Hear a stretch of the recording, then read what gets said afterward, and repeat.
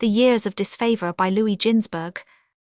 Although God had now cancelled his resolution to annihilate Israel, he was not yet quite reconciled with them, and they were out of favor during the following years of their march through the desert, as was made evident by several circumstances. During these years of disfavor, the north wind did not blow, with the result that the boys who were born in the desert could not be circumcised, as the absence of the wind produced an excessively high temperature, a condition that made it very dangerous for the young boys to have this operation performed upon them. 548 As the law, however, prohibits the offering of the paschal lamb unless the boys have been circumcised, Israel could not properly observe the feast of Passover after the incident of the spies.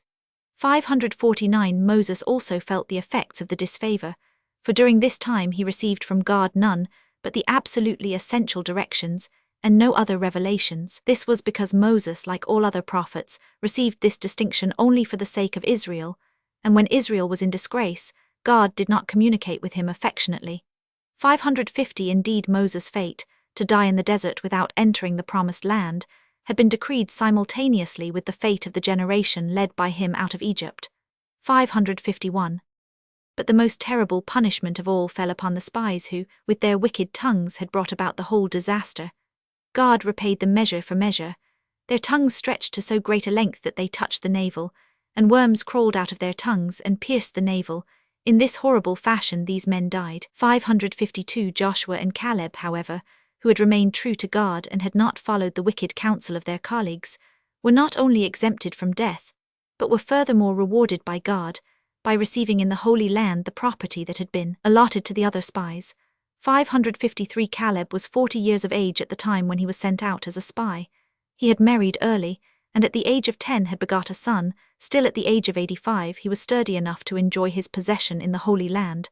554 God's mercy is also extended to sinners, hence he bade Moses say to the people, "The Amalekites and the Canaanites are now dwelling in the valley, tomorrow turn you, and get you into the wilderness by the way of the Red Sea."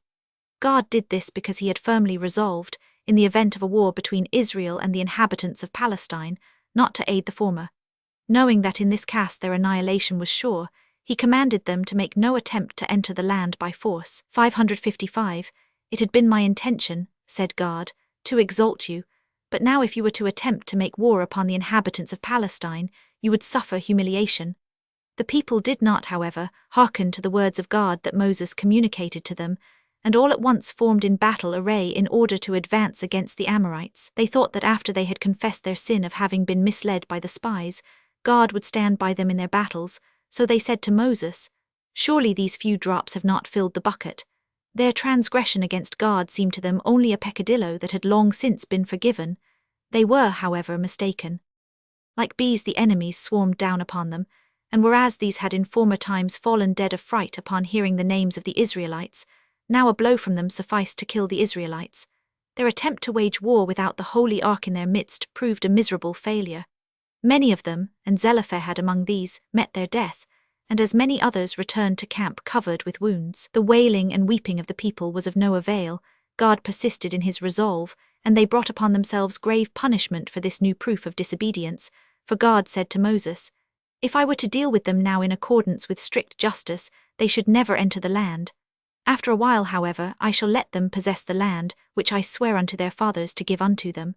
556 In order to comfort and encourage Israel in their dejection, Moses received directions to announce the law of sacrifices, and other precepts laid down for the life in the Holy Land, that the people might see that God did not mean to be angry with them forever. When Moses announced the laws to them, a dispute arose between the Israelites and the proselytes, because the former declared that they alone and not the others were to make offerings to God in his sanctuary. God hereupon called Moses and said to him, "Why do these always quarrel one with another?" Moses replied, "Thou knowest why.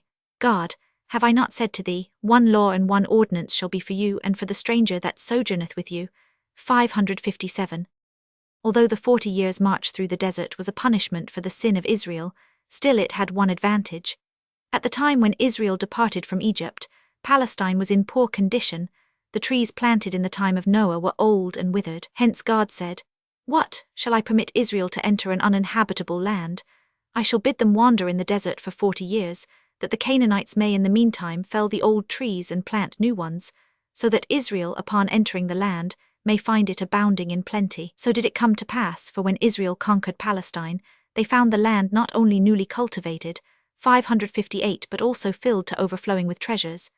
The inhabitants of this land were such misers that they would not indulge in a drop of oil for their gruel. If an egg broke, they did not use it, but sold it for cash. The hoardings of these miserly Canaanites God later gave to Israel to enjoy and to use. 559.